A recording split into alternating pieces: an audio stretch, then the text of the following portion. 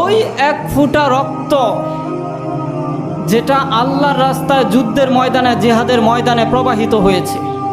সুবহানাল্লাহ।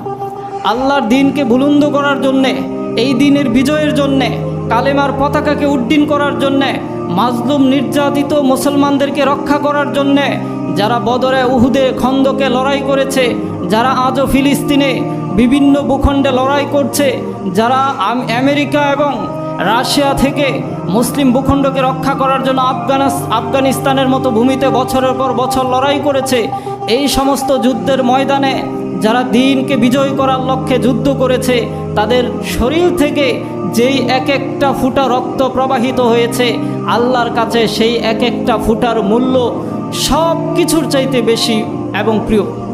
সুবহানাল্লাহ। আর দুটি চিহ্ন, যে দুটি আল্লাহর কাছে